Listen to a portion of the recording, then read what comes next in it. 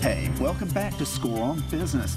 Remember, check out our website at scorenashville.org. Lots and lots of resources available. So our next guest is Lori Weir, the founder of Relationship Architects. And Lori assists companies with increasing employee engagement and performance.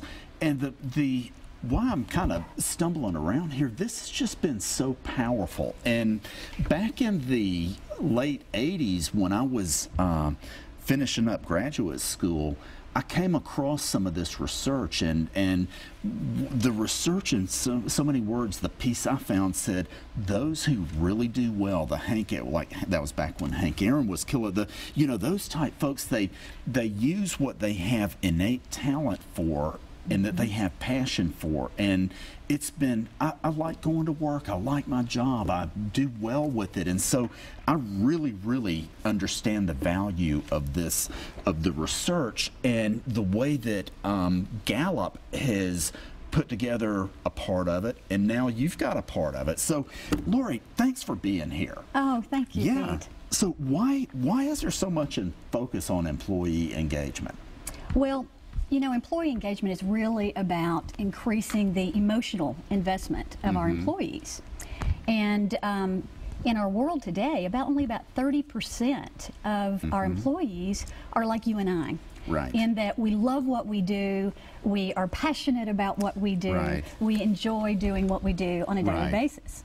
So there are about 70% of the workforce that really struggle with being there. They're not delivering at their highest. Right. And that makes for a challenging workplace. Oh, absolutely. And a big opportunity to engage people toward getting behind your organization mission. Well, if people aren't engaged, it's kind of the feeling of, well, I got to pay the bills. That's right. And the challenge there is that the people are not putting their creativity, their best effort into it, and then also their behavior can kind of poison the water, It actually can. There's a group of 20% or so where that is the case. That is absolutely the case, that they are disruptive in the workforce. I've recently read Management Thinking, which is saying, a good leader must not let the people who are poisoning the morale stay. They've got to be counseled and stop that behavior, or they have to go, and the cost of that is it's very large.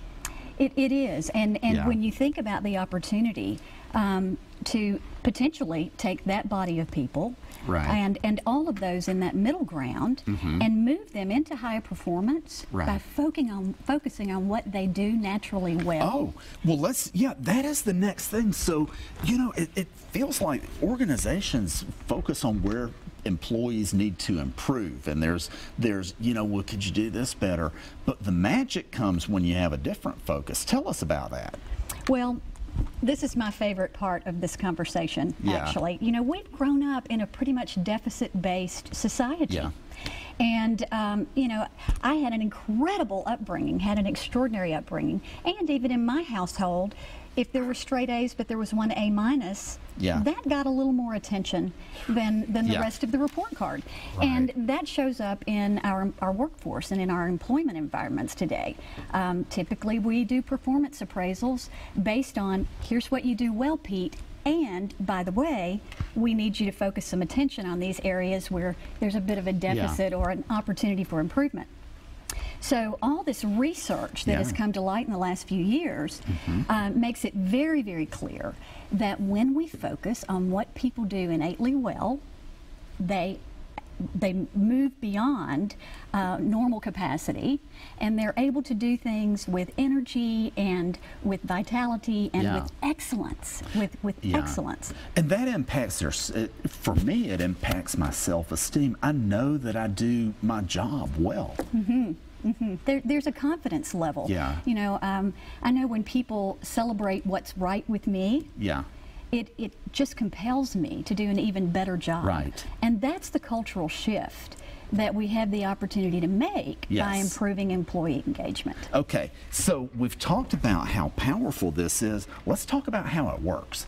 And so, if you would tell us what the StrengthsFinder, so the Gallup organization developed its evaluation, which is the StrengthsFinder eval, and it shares information, and then what gets done with that information? Tell us about that. Well, if I may just speak to what the Gallup StrengthsFinder or Clifton StrengthsFinder assessment delivers, it's, you know, based on 50+ years of research. Oh, that thing has been, I took my first one 3 or 4 years ago. It is validated to the 25th degree. It is. Statistically, it's just incredible. But what it delivers are the top 5 natural talents that are naturally occurring thoughts and behaviors that sometimes we don't even recognize are a part of how we deliver in the workplace and in life.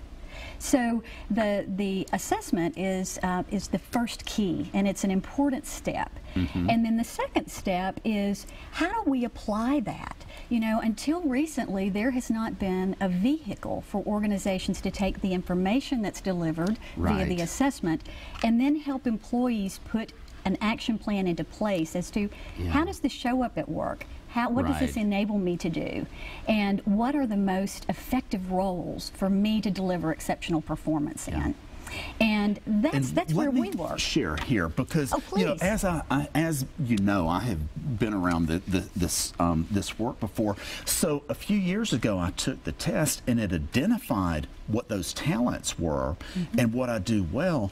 And then you came up with the idea of working with companies to be able to take that information and use it to competitive advantage, to have people do what they do well, which it's shown that when people do their job well, they're happy. So the value for me in having gone through your workshop is I got the strengths. Now what I'm doing is I'm looking at how to use those for competitive advantage. And those top talents allow me to differentiate versus my competition. And the test didn't get me there. It was some of what you do. And so tell us how you go about that. Oh, thank you for sharing your experience, Pete. And that is typical. You know, many people take the assessment, and within 90 days, they have forgotten what those top 5 talents are.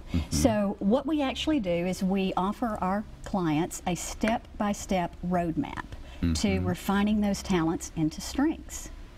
And we do that basically as kind of the now what. That's the question people have after they take the assessment, like you. Now what? So what we do within our learning format is we explore that unique genius that each of us bring into the workplace in the form of those top 5 talents. And we're able to establish a common language. So with it, the experience that I have with clients and with their teams is often people, not often, always, when people understand what they bring, what their value proposition is in the workplace, then they become more open to recognizing and appreciating what others bring. So we see an incredible increase in the cohesiveness of teams and in collaboration.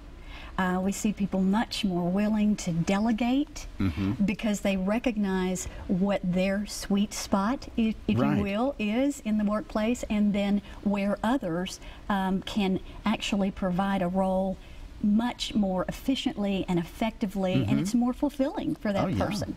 So, so our approach is to help each individual understand their contribution, and then almost organically, within the learning, experiential learning, it proliferates. And give them the ability to focus in an area that takes advantage. Absolutely. Of that.